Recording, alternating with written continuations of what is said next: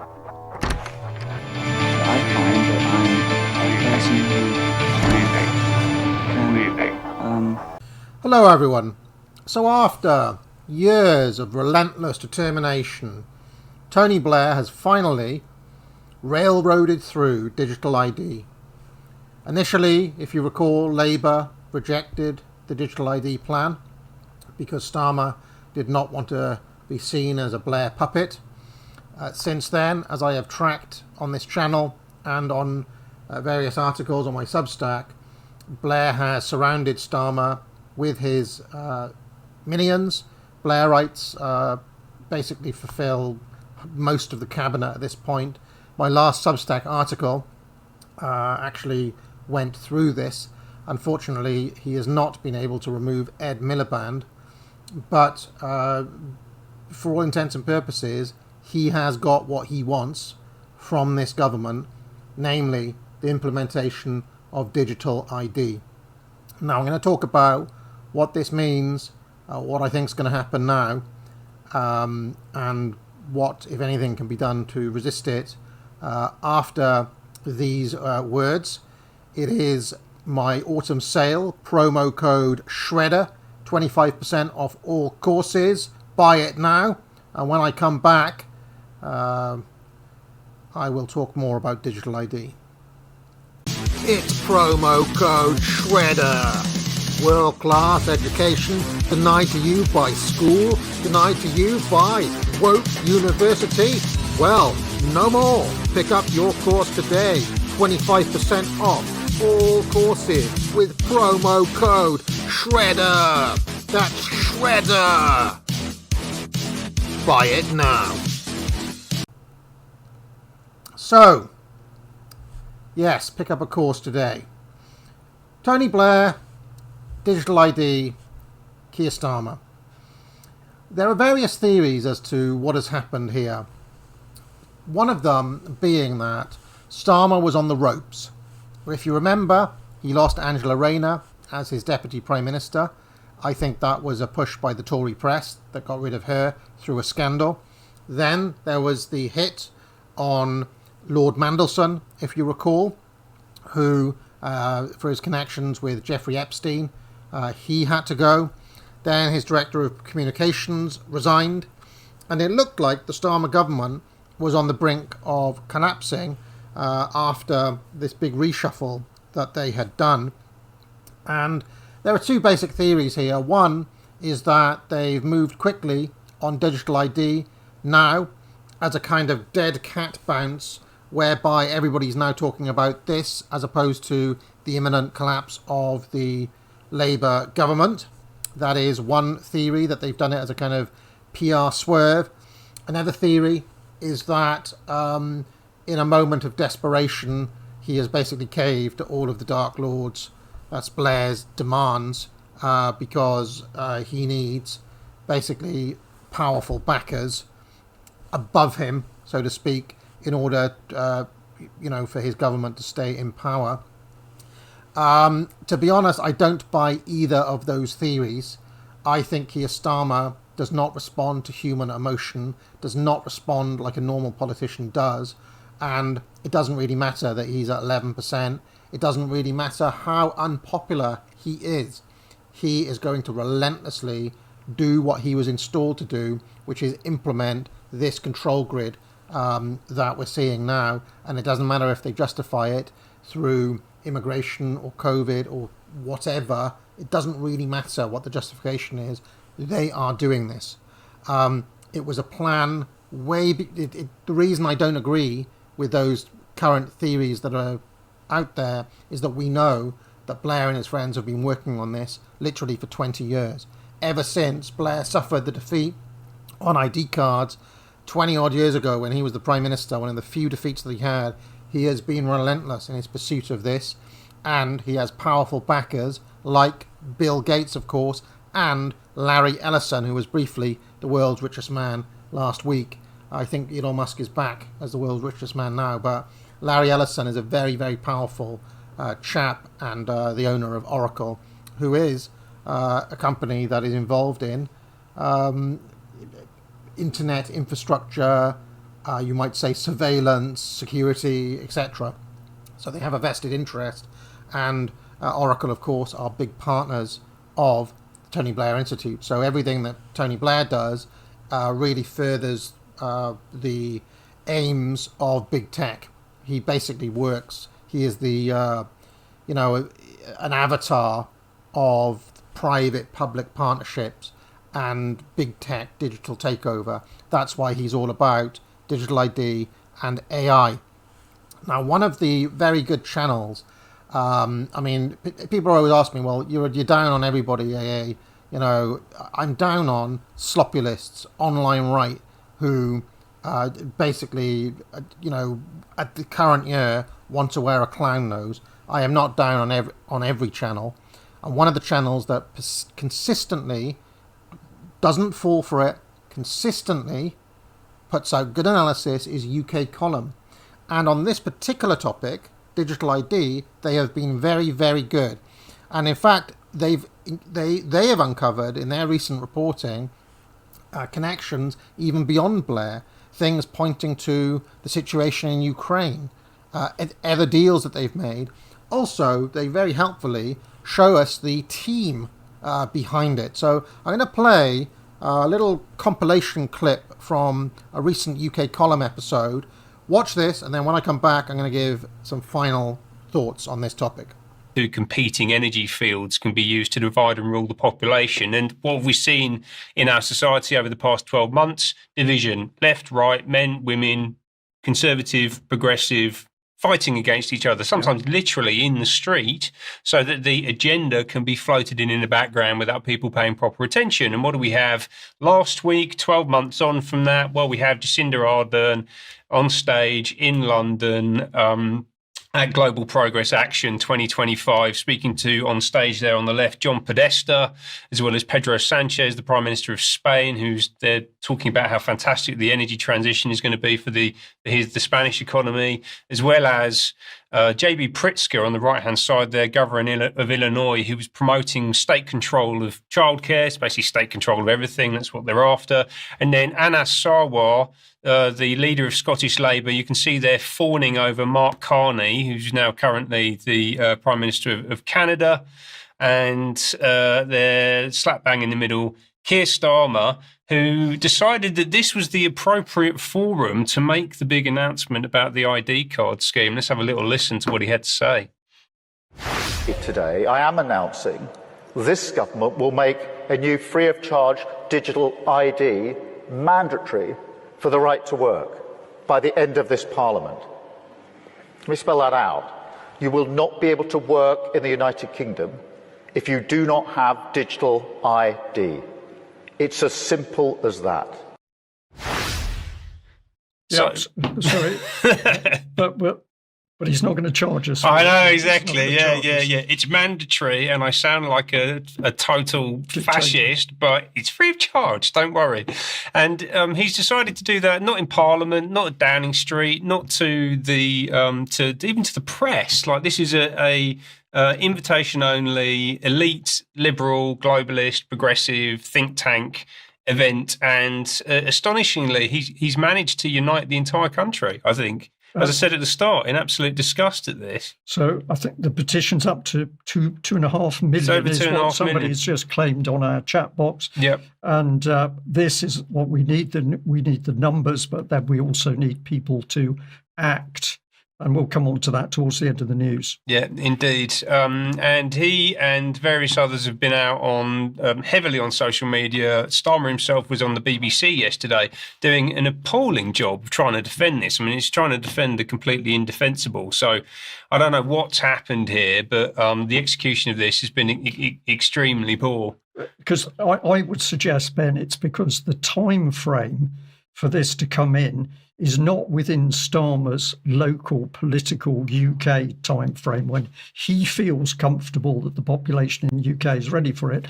The time frame is going to be set externally at globalist level when they think the time is right. So Starmer will simply be told, tough luck, Sonny, you need to get the ID policy in now. And that's why he's he's squirming. That's I think my that's opinion. I think that's probably a really good point. Actually, we've heard the fact that we're behind on the SDGs, we're behind on the agenda, so maybe this is just a function of that.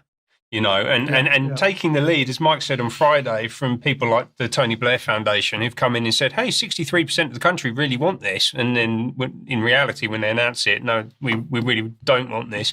But it's been amazing to see all of the kind of talking heads come out, a bunch of the politicians, a bunch of civil servants. Paul Mason has been going just straight into bat for Starmer all weekend. It's been amazing. And actually what he highlighted, as Lisa Nandy from DCMS also mentioned in the video that Mike shared on Friday, is that a lot of this is rooted in the Estonian e-identity scheme. Estonia, a tiny country in Northern Europe, 1.3 million people, but it has set the template for digital government over the past 20 years. They talk about the e-identity, the EID, as the cornerstone of a seamless digital society. Every Estonian, no matter where they live, has a state-issued digital identity known as an EID. It's been in use for over 20 years. It's the cornerstone of our e-state, enabling secure digital transactions in both the public and the private sectors. Doesn't that just sound fantastic? And Estonia, what could possibly be bad about Estonia? And most people have never even heard about it, and they're not like they're involved in any wars or anything like that, are they? So that's the soft sell. Yes. People are being told, don't worry, they're Estonians, they're all lovely people, they've got our best interests at heart. This is how globalist policy is sold locally. Indeed it is, because what's behind that? Let's go and have a little look here at the profile from LinkedIn of Valeria Ionen, who is the Deputy Minister of Digital Transformation of Ukraine. She was, between October 2019 and May this year. She's now been bumped up to advising the Deputy Prime Minister on the same issues. So this is the top digital transformation person in the Ukrainian government. And she was in the UK back in May. You pause that if you're watching back and have a full read of the post. I'll go through some of this now, but the most important bit for the purposes of what we're talking about this second are this statement right at the end, where she talks about this visit being part of the trilateral cooperation between Ukraine, Estonia, and the UK. So the plot thickens. Indeed. And now we're to believe we can just trust all those Ukrainians, forget all the right-wing extremists and the Nazi groups closely aligned to the Ukrainian government. Forget all that. They're more nice people who are going to help UK implement a digital ID system. Yes, and the money laundering and a whole bunch of other things. So this young lady, she's come up, I don't know, what does she look like? 30s, something like that? Mid-30s maybe? So like young lady over in the UK, full access, full top-tier access to all of the people running digitisation of the British state, including David Knott, who's the CTO, Chief Technology Officer of the whole of the UK government. See her there hanging around. Also, we've got Annette Southgate, who's the head of the Accelerated Capability Environment, ACE, at the Home Office. Yeah, so apparently there's huge potential for partnership there. Also, Emily Middleton, Director General for the Digital Centre of the Cabinet Office. So she's redesigning the whole of the centre of government. So our Ukrainian friend, straight in there, big meeting, big hug with Anita Friend, who's the head of the Defence and Security Accelerator at the MOD. And they're talking about Brave One, which is the Ukrainian Defence Accelerator and partnership there. You can see where this is all going. Also, Christine Bellamy, who's the Chief Executive of Government Digital Services. And there's a lot of ladies here. This chap on the right, I think he accidentally wandered into frame. He's got nothing to do with it, really. It's all about the ladies on the left-hand side there in the senior positions. And then there was one other bloke, this guy, Benedict Macon Cooney, who's the Chief Policy Strategist at the Tony Blair Institute for Global Change, who are completely up to their necks in what's going on in Ukraine. And actually, I've shared this quote last year, but I'll share it again. They're talking about hiring talent into Kyiv so that you can have the chance to make a direct impact on the single most important geopolitical event in the world since the end of the Cold War. So that's the team in charge of keeping your data safe. Do you feel safe? Do you think it won't be used? Do you think the government aren't going to use that data in any clandestine way? Do you think hackers aren't going to be able to get in? Well, I know that Starmer's got his top team on the job, so I feel safe. But very interesting to see there's that link with the situation in Ukraine. And clearly These are done deals. Like this is happening, and the groundwork was already in place under the Tories. Right, that woman who's just gone to reform, she drafted the Online Safety Act. Okay, this framework is being planned, and as UK Column suggested, it is being externally imposed on the UK by Starmer's masters, whoever they may be, of which the most visible is the Dark Lord Tony Blair. Starmer's just doing as he's told. He is not working to the incentives of the British public or popular opinion or what Johnny on the street thinks. He doesn't care about any of that. Speaking of which, I listen to quite a lot of LBC on the radio covering this.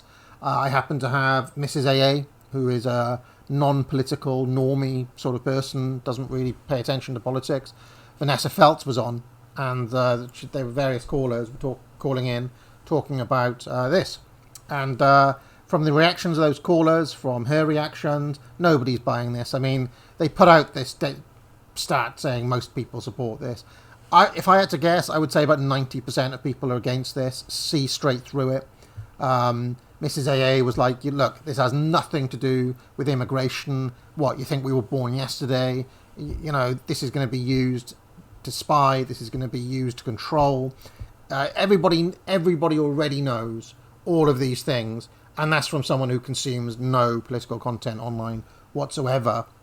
It's just basic common sense. And basically every caller who called into LBC was dead against this. I heard a lot of people on LBC saying, like, I am not going to comply.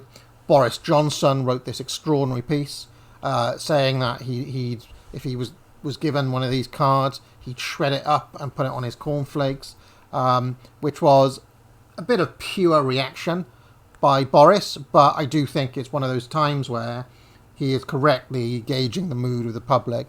If I had to guess, 90% plus of people are against this. Okay. Final point, though, is that in typical Blair fashion, this is a done deal. The decision has already been made. It is coming in. You saw, as UK Column pointed out, that they didn't even announce this to the country. They announced it at some progressive conference that Starmer, he was like, well, that'll do as the announcement. We'll just sneak it out. It's a done deal. And what Blair always did is, he brings something in, then you have the discussion, then you have the public debate. But it's already happening. And this is the problem. It's already happening. It's already happened. And now you react to something that's already been done. And if you think about chess, well, the first mover has momentum. The situation has changed. The board is being controlled. And this is kind of effective use of power. But it's also, and this is a very interesting question of this Starmer government in general, it is stretching some of the precepts of elite theory that I talk about, top-down power, power without popular consent, to its limits. Right? This is already a government that is deeply unpopular. They're doing deeply unpopular things. Starmer just acts like he doesn't care. And it's like, well, there's quite a lot of elastic for a regime. There's quite a lot of elastic. But at some point, elastic will snap. And they are pushing it to the absolute limits at the moment. This is a radical experiment in top-down government without any sense of popular consent. Starmer, as I talked about, held on. Everybody thought he was going to go. He didn't. Like a robot, he just carried on, oblivious, as if nothing happened. They had a direct hit on Morgan McSweeney, who was exposed for corruption, over £700,000 it was, which was used basically to oust Corbyn and get Starmer in. Not going to investigate it, not going to fire him. He's just shrugged it off. This government, Starmer's government, is not acting in a normal political way. And a lot of people said this from the very start. I remember my buddies on the Duran said, and Peter Hitchens, to be fair to him, said, look, Starmer is a Pabloist, which is a particular stripe of Marxist, who does not, he is there as a regime system man, as the Terminator, as I've said before, as Darth Vader to Blair's Palpatine. He is there to do a job. And it doesn't matter how many petitions you sign, how many marches you do, how, you know, you're not going to be able to stop this coming in, because they're going to do it regardless. They're telling you to your face, we don't care about what you think. They're actually giving up the pretense of, you know, a kind of consent-based liberal democracy. This is post-democracy, post-liberalism, you could say, in action. Kind of interesting, very interesting situation. The fight is already lost, though. That's not to say don't try. By all means, try. But just my read at the current moment is this is going to happen. Will Reform immediately repeal it? Immediately say, you know, if Farage comes in as the PM, is he going to get rid of it all? I wouldn't bet on it, because old Tony, old Larry Ellison and you know, are mates with Farage's mates in the White House, and Bibi Netanyahu and Donald Trump and Jared Kushner and all these other people. They think the world of Tony, right? He's just been appointed to serve on this Gaza thing. And it has even been suggested that they might actually use the Palestinians as guinea pigs to trial more dystopian shit, more surveillance, right, on the Palestinians as a test run for all of us here in Britain and elsewhere in the West. Okay, because in a weird way, if you watch my buddy Stephen Carson, Radical Liberation, had a very good stream. It was called the Israeli Panopticon, where you could very easily make the argument that we're all Palestinians in a sense, in a sense. That's an extreme surveillance situation, like an open-air prison. But in a way, it's used to kind of test run stuff that happens here. And what better way to test it by putting the Dark Lord himself there to see what can happen.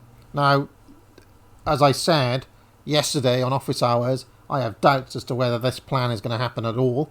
So it remains to be seen. But if it happened, would you not believe it? We've seen every other evil from these people now. So, yeah, I wouldn't bet on Reform. Once this is in, then undoing it. Okay, I've said all week what I think of Farage and what I think of Reform. They're fake. And ultimately, they serve the same people that Blair does. Nigel Farage has already said during COVID that he would have appointed Tony Blair as the COVID czar. And that he wants to be more like Tony Blair. And he looks up to Tony Blair. That's Farage basically saying, yeah, but, you know, I serve the same. I serve the same regime the Dark Lord serves, I serve too. So, yeah, I don't have a lot of great news on this because we knew it was coming. Now it's here, and it's no longer in the realm, like, you know, when people talked about this, my buddy Morgoth is a good example, got a lot of pushback saying he was being paranoid, saying he was being a kook, he was moving dangerously close to quote-unquote conspiracy. Well, now it's all here. Now it's all actually happening.